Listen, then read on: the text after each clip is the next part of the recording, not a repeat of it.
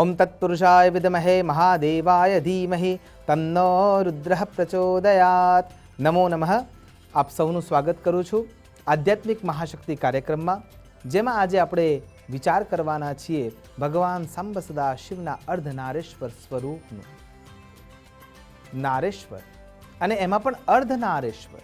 નરોના જે ઈશ છે એ ભગવાન સાંબ સદા શિવ છે, પણ આ તો અર્ધનારેશ્વર એટલે કે માં જગદંબિકા રાજરાજેશ્વરી સાધનભૂતા ઈશ્વરી ત્રિલોક સુંદરી ત્રિભુવન ભાંડોદરી એવી માં અન્નપૂર્ણા સાક્ષાત પાર્વતી અને ભગવાન સાંબ સદા શિવનું એક જ સ્વરૂપમાં દર્શન એટલે અર્ધનારેશ્વર સ્વરૂપ. પણ ઘટના એવી તો કેમ ઘટાઈ હતી કે જેના કારણે થઈને ભગવાન સાંબ સદા શિવને અર્ધનારેશ્વર રૂપ ધારણ કરવું પડ્યું. જ્યારે કોઈ ભક્ત એ અવસ્થામાં પહોંચે છે કે જ્યારે એના મનની ભ્રમણાઓ એને કોઈ સિદ્ધિ પ્રાપ્ત કરવામાં, એને એના લક્ષ્ય સુધી પહોંચવામાં, એના ગંતવ્ય માર્ગને અવરુદ્ધ કરતું હોય, એ વખતે ભગવાન એના અભિમાનનું ભાજન કરે છે.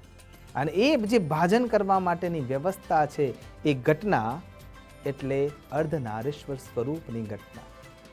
તો પ્રસંગ એવો બને છે કે ભગવાન સાંબ સદા શિવે બ્રહ્માજીને બ્રહ્મત્વપણું આપ્યા પછી આ સૃષ્ટિની રચનાનું કાર્યભાર સોંપ્યું.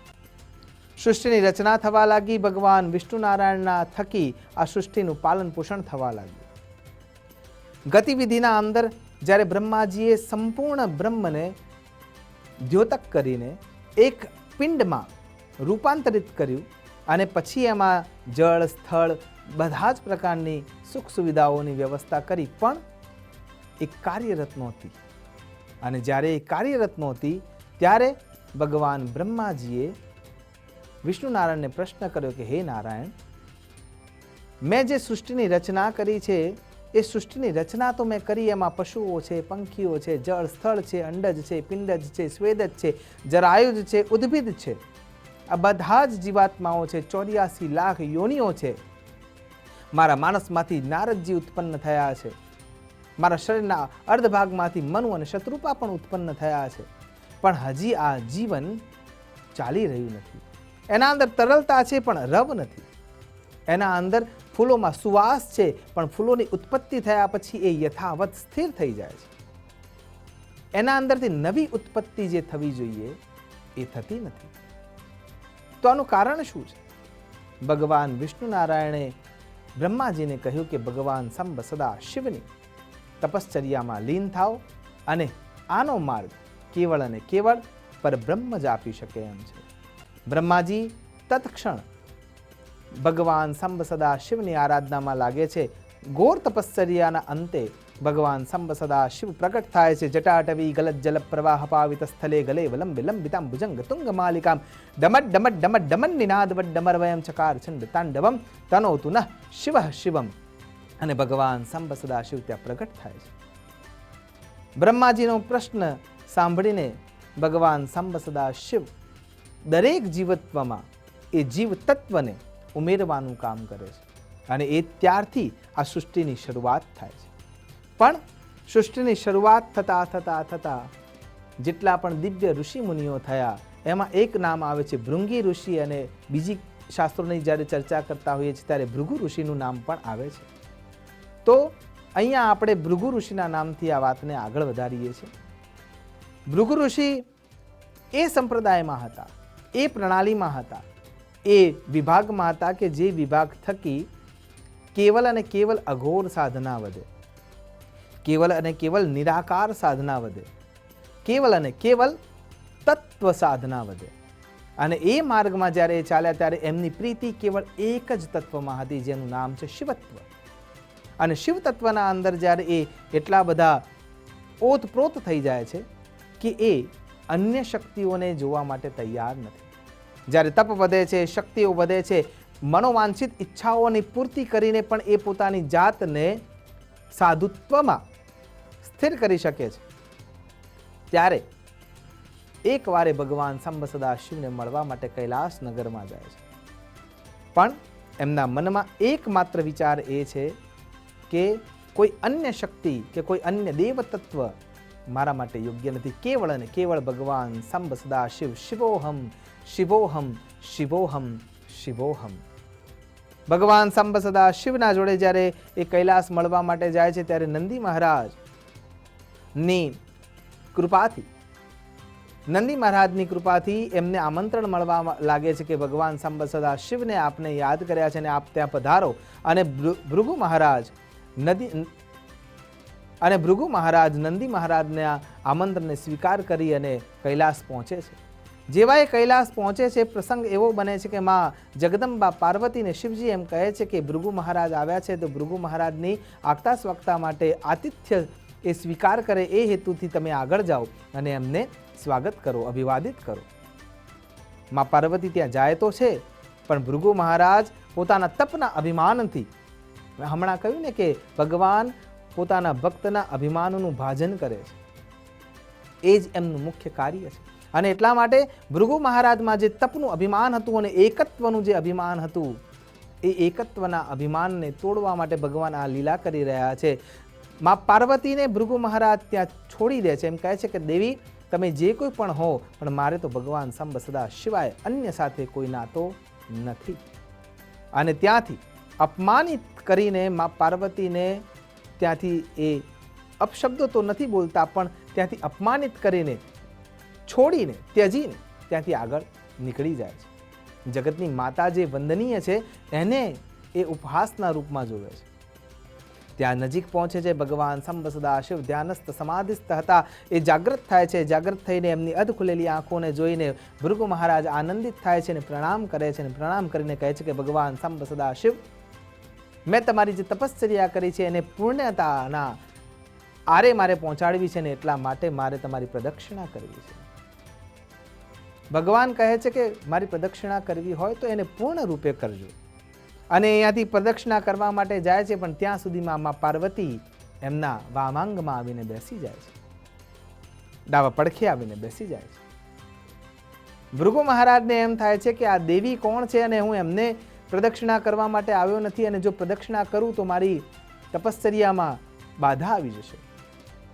ભગવાનને અરજ કરે છે અને ભગવાનને કહે છે કે આ દેવીને આપના જગ્યાના સ્થાનથી થોડા દૂર કરી દો, કે જેથી કરીને હું આપની તપશ્ચર્યા કરી શકું. ભગવાન સંબ સદાશિવ સ્પષ્ટતાથી કહે છે કે અમે અલગ નથી. આ શરીરના ખોડિયા અલગ દેખાય છે, પણ આ મારી ભીતરની અંતરંગ શક્તિ છે, અને શક્તિ વિના કંઈ જ ના થઈ શકે. અને એટલા માટે આ મારું એકાકાર રૂપ જ છે. પણ છતાંય અભિમાનવત જે વ્યવસ્થામાં ભૃગુ મહારાજ છે, એ વ્યવસ્થાના કારણે થઈને એ આનો સ્વીકાર કરતા નથી. અને ત્યાં પશુનું રૂપ ધારણ કરી, મૂષકનું રૂપ ધારણ કરી અને ત્યાં એમની પ્રદક્ષિણા કરવા માટે જાય છે. પણ પ્રદક્ષિણા કરવા માટે જાય છે, પણ મા જગદંબા તો એટલા નજીક આવી જાય છે કે વચ્ચેથી જઈ શકાય એવું કોઈ રસ્તો રહ્યો નથી. ભૃગુ મહારાજ સર્પનું રૂપ ધારણ કરે છે અને સર્પના રૂપથી ભગવાન સંબ સદાશિવના શરીરથી અડધું પ્રદક્ષિણા કરવા માટે જાય છે, પણ ત્યાં જગદંબા ખૂબ નજીક આવી જાય છે અને એ પ્રદક્ષિણા પણ ખંડિત થઈ જાય છે. હવે અભિમાનથી જે શક્તિઓ પ્રાપ્ત થઈ છે ને, એ ક્રોધમાં પરિણામ્યા વિના રહેતી નથી. ભૃગુ મહારાજને ક્રોધ આવે છે અને ક્રોધ સાથે એ ભમરાનું રૂપ ધારણ કરે છે. આ બાજુ ભગવાન સંબ સદાશિવ અને મા જગદંબા પાર્વતી એક રૂપમાં થાય છે, અર્ધનારેશ્વર રૂપમાં પ્રગટ થઈ ગયા છે. અને છતાંય ભૃગુ પોતાની મનની વિટંબણાઓને છોડવા તૈયાર નથી. મનના અંદર જે એને પૂર્વ ગ્રંથિઓ બાંધી લીધી છે એ છોડવા તૈયાર નથી. અને એટલા કારણે એ પૂર્ણ પ્રદક્ષિણા કરવાની જગ્યાએ વચ્ચેથી માર્ગ કાઢવા માટે જાય છે. પણ હવે તો બંને શરીર જોડાઈ ગયા છે. મા જગદંબા વામાંગમાં બેસી ગયા છે અને શરીર જોડાઈ ચૂક્યા છે. શક્તિવંતતા એકરૂપ થઈ ગઈ છે. ભૃગુને ક્રોધ આવે છે અને ભગવાન સંબ સદાશિવના લલાટ ભાગમાં જે ભમરીના રૂપમાં એ હતા ત્યાંથી ડંખ મારે છે. મા જગદંબિકા પાર્વતી ક્રોધાયમાન થાય છે. અપર્ણા કલત્રમ ચરિત્રમ વિચિત્રમ. મા જગદંબા પોતાના હાથમાં હથિયાર ધારણ કરે છે, પણ એ સામે જે ઊભા છે એ બ્રહ્મ છે. અને બ્રહ્મનો નાશ ના થાય એટલા માટે એમ કહે છે કે જે મા તરફથી તમારા શરીરમાં જે જે દ્રવ્યો તમને મળ્યા છે, જે જે તત્વો તમને મળ્યા છે, જે જે ભીતરંગ શક્તિઓ તમને મળી છે, બધાનો નાશ થાય. અને મા જગદંબાના મુખેથી નીકળેલા શબ્દને સાંભળતા જ ભૃગુ મહારાજ શવના રૂપમાં આવી જાય છે. શિવ તત્વ પણ શું છે? જ્યારે એ ઇકાઈ લાગે છે ને, એ ઇકાઈ એ શક્તિ છે, અને એ ઇકાઈ ત્યારે આવે છે તો જ એ શિવ તત્વ થાય છે, બાકી શવ તત્વ જ થઈ જાય છે. એટલે ભૃગુ મહારાજ શવરૂપમાં છે. જેટલી શક્તિ હતી એટલાથી એ પ્રાર્થના કરે છે કે ભગવતી મારી ભૂલ છે. ભગવાન શંભ સદા શિવને અરજ કરે છે અને માં કરુણા વરસાવે છે, દયાવંત થાય છે, અને દયાવંત થતાં એક કરુણા વરસાવી અને પાછું હતું એમના એમ શક્તિવંત શરીર કરે છે.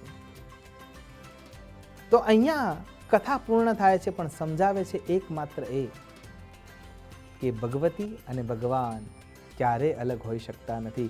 આપણે પણ યા દેવી સર્વભૂતેષુ શક્તિ રૂપેણ સંસ્થા નમસ્તસ્યે નમસ્તસ્યે નમસ્તસ્યે નમો નમઃ. એ જે શક્તિ છે આપણા ભીતરમાં, આપણા મનના અંદરના તરાહોમાં, આપણા આત્મબળમાં, એ શક્તિ અને શિવ એકાકાર છે. અહીંયા ભૃગુ મહારાજને પોતાની ભૂલ સમજાય છે, ભગવાનની સ્તુતિ વંદના કરે છે, સ્તુતિ વંદના કરી અને એ શક્તિનો અંગીકાર કરે છે. આ સાધ્ય કરવા માટે કે યત્ર નાર્યસ્તુ પૂજ્યંતે રમંતે તત્ર દેવતા, અને એટલા માટે સ્ત્રી તત્વને પણ સમોવડી જ ગણવામાં આવે છે. આ ભાવથી આ વાતને જાગ્રત રૂપે દરેક વ્યક્તિ સમજી શકે એ હેતુથી ભગવાન અર્ધનારેશ્વર રૂપમાં પ્રગટ થાય છે. આમ ઈશ્વર તરફથી મળેલી પુરુષ અને પ્રકૃતિનું જ્યારે મિલન થાય છે ત્યારે જ જીવસૃષ્ટિ આગળ વધી શકે છે. ને એટલા માટે આ વાતને સિદ્ધ કરવા માટે ભગવાન સાંબ સદા શિવે અર્ધનારેશ્વર સ્વરૂપ ધારણ કર્યું. આપણે પણ સમોવડા થઈને એકૈ વાહમ જગદયત્ર દ્વિતીયા મામ કાપરા, એટલે કે ચંડીપાઠ પણ આમ કહે છે કે એક રથનું જો બે પૈડા ના હોય તો રથ આગળ વધી શકતો નથી. એટલા માટે દરેક વાહનને ઓછામાં ઓછા બે પૈડા હોવા ખૂબ જરૂરી છે. અને એ એક શક્તિ રૂપે છે, એક પુરુષ રૂપે છે. એટલે કે એને પુરુષ કહો કે પ્રકૃતિ કહો, એ ત્યાં સુધી કાર્યરત થતું નથી જ્યાં સુધી એ એકાકાર થતા નથી. નમસ્કાર. અસ્તુ સદા શિવોહમ. નમો નમઃ. ભગવાન શંભ સદા શિવ અર્ધનારેશ્વર રૂપે આપના સૌની મનોકામના પૂર્ણ કરે એ અભ્યર્થના સાથે નમો નમઃ.